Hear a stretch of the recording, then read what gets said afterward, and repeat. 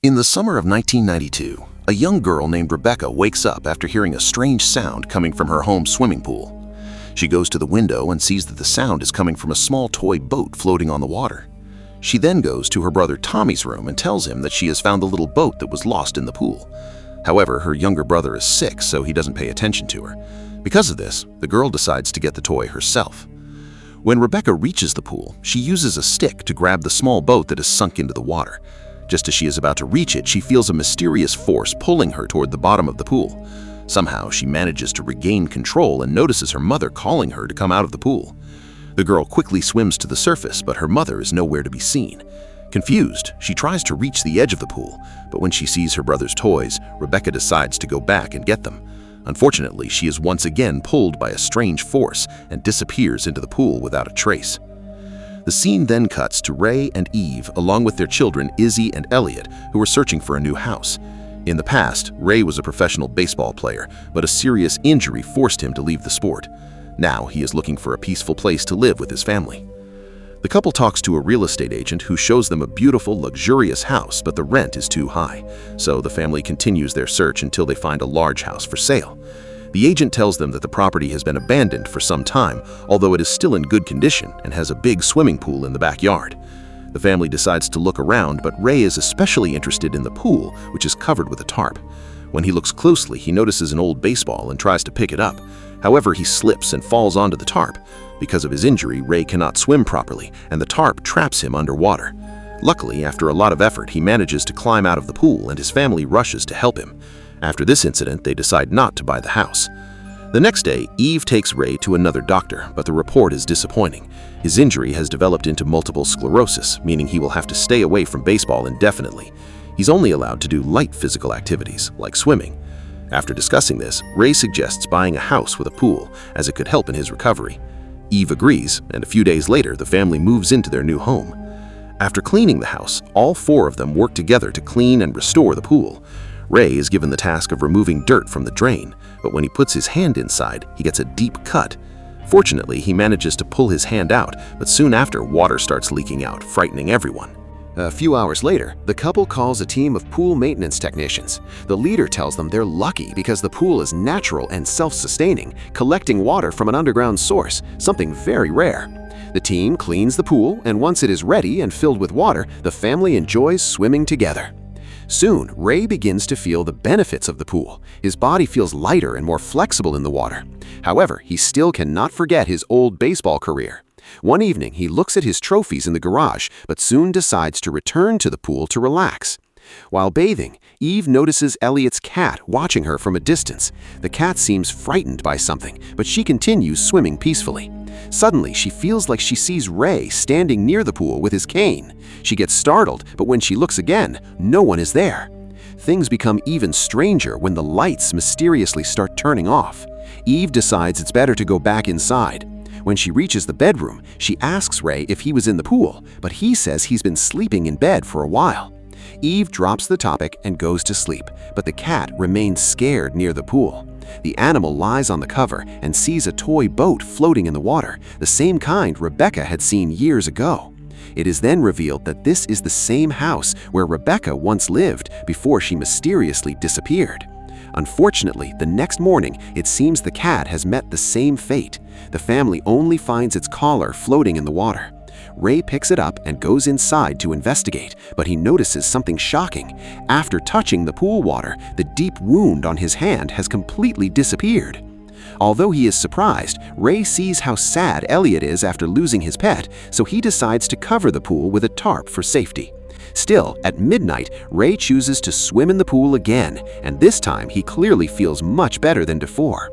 This improvement soon proves to be real. When he goes back for another routine checkup, the doctor tells him that he is recovering in an unusual way. Ray and his wife are very happy to hear this, as it gives them hope that one day he might return to his sports career. Later, the family gathers at home, and Elliot invites his father to swim with him. Ray agrees and suggests they play a game of finding coins in the pool. But first, he needs to finish some weight training. Meanwhile, Elliot goes ahead with one of his toys. As soon as Elliot dives into the water, a coin is suddenly thrown into the pool. He thinks his father did it, but when he looks around, no one is there.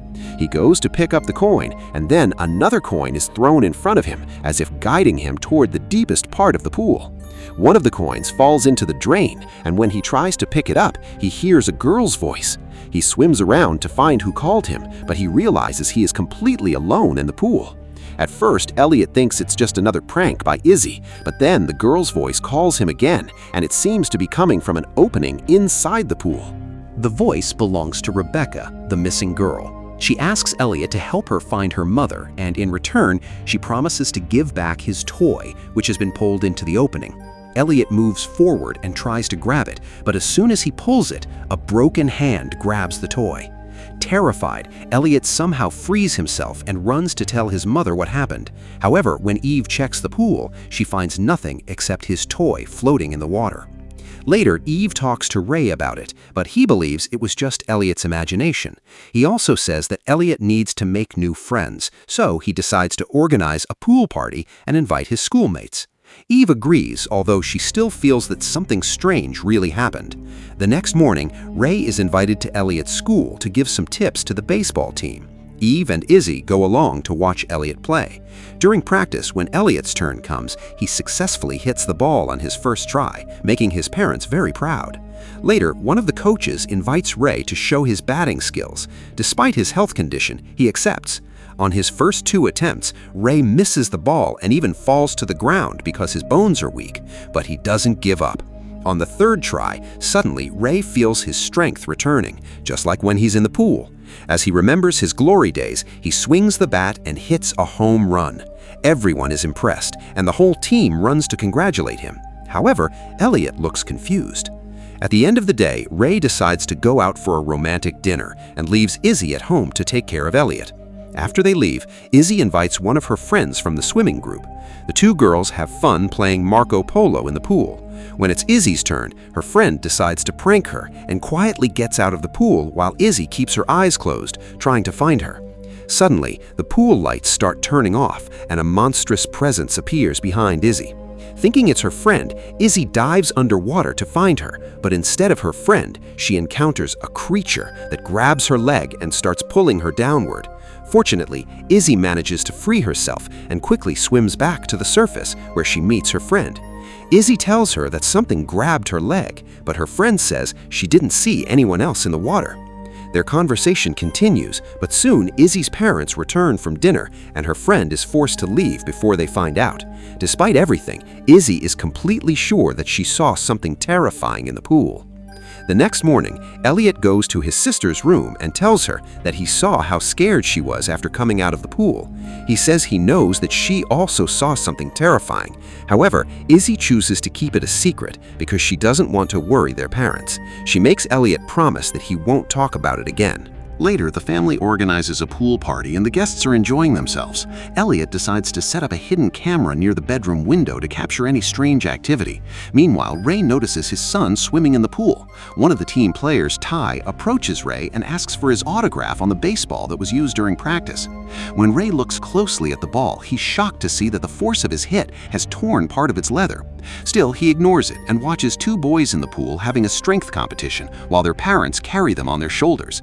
Ray invites Ty to join and lifts him onto his shoulders to start the game. On the other side, Eve finishes preparing food and talks to the real estate agent about the house. She mentions that Elliot got scared in the pool and saw strange things like the lights suddenly turning off. The agent tries to change the topic, but Eve senses that she is hiding something and insists on knowing the truth. Finally, the agent admits that a family once lived in the house and a young girl named Rebecca disappeared in the pool. Since then, the house was abandoned and no one wanted to buy it because people believed it was haunted. Still, the agent says it's all just superstition and didn't want to ruin their experience in the new home. However, it soon becomes clear that this is not just a story. During the strength game in the pool, the mysterious entity appears again. It takes the form of a dark mist that rises from the drain and enters Ray's body, completely overpowering him. Ray suddenly starts walking backward toward the bottom of the pool, pulling Ty down with him. The boy struggles to free himself, but Ray holds him tightly. No one around understands what is happening. Fortunately, Elliot sees everything through the camera and runs to warn his mother. Before she can act, Ty's parents notice their son is in danger and rush to save him. The boy is rescued by his father, who is shocked to see injuries on his legs. At the same time, Ray sinks into the pool and his family rushes to help him. After this strange incident, the police investigate, but Ty's parents decide not to press charges after Eve apologizes. However, they warn Ray to stay away from their son and not come near the team's practice ground. After witnessing all this, Eve becomes convinced that something is wrong with the pool. Without wasting any time, she starts packing and tells her family to leave the house as soon as possible. But Ray refuses, saying that living there has been the best thing for him and that the pool is healing his body. Even so, Eve remains determined and convinces him to get into the car. However, as soon as they start driving, Ray begins to feel extremely sick, as if he is drowning from the inside. Because of this, the family is forced to return home. Eve becomes desperate when she realizes that her husband is being controlled by something in the pool. To save him, she decides to investigate the history of the house further and discovers that there have been several other cases of people mysteriously disappearing in the pool. To gather more information, Eve goes to the house of the previous resident, Mrs. Summers, Rebecca's mother. When she arrives, Eve talks about the strange happenings in the pool and asks what really happened to Rebecca. At first, Mrs. Summers refuses to speak about it, but then she changes her mind and tells Eve about the legend of a wish-granting fountain. She explains that this fountain has the power to fulfill a person's deepest desires, but in return, it demands a life as a sacrifice. By fate or coincidence, the swimming pool in the house draws its water from this very source, which is why the entity that grants wishes lives there. Mrs. Summers then reveals that on the night Rebecca disappeared, she herself was under the control of this evil entity. She had wished for her sick child to be healed, but in return, she had to sacrifice her other daughter's life. After hearing this horrifying truth, Eve is shocked to realize that Mrs. Summers sacrificed one child to save another. She desperately asks how she can prevent the same thing from happening to Ray and her children. But before Mrs. Summers can answer, she suddenly starts feeling sick, just like Ray, as if she is drowning from the inside. Eve tries to help her, but the entity takes control of Mrs. Summers again. Black water begins to flow from her eyes, nose, and mouth. She warns that the wishing fountain will soon claim its price and that this cycle will continue forever. Terrified, Eve runs away and rushes back home, fearing the worst. She tries to call Ray, but he is once again in the shower, being overpowered by the creature from the pool. A few minutes later, Izzy and Elliot return from school and call out for their parents, but no one responds.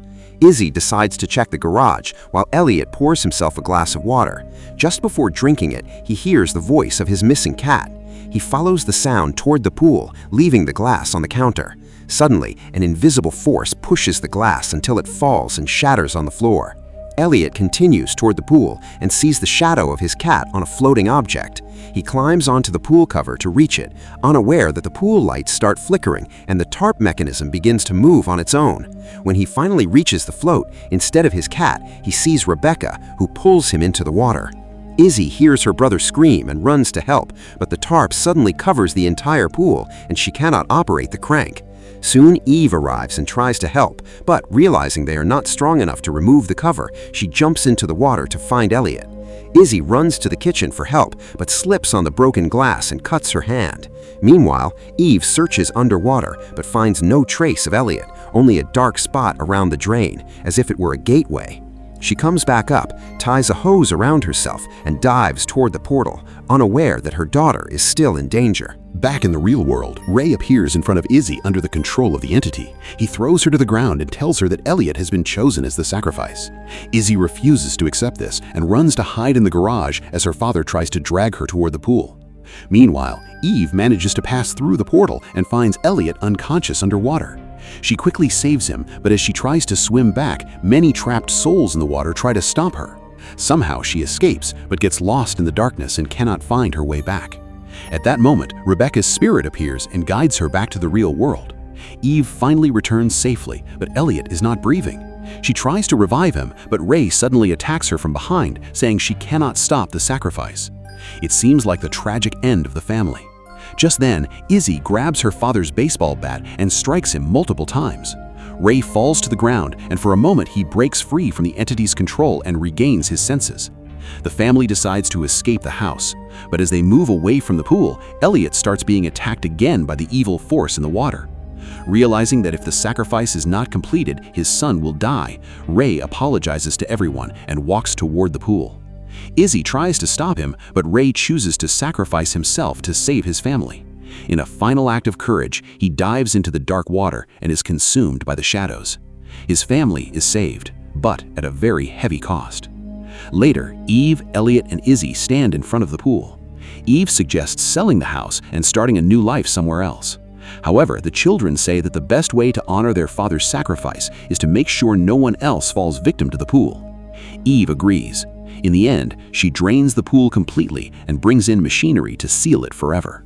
And with this suspenseful ending, the story comes to an end.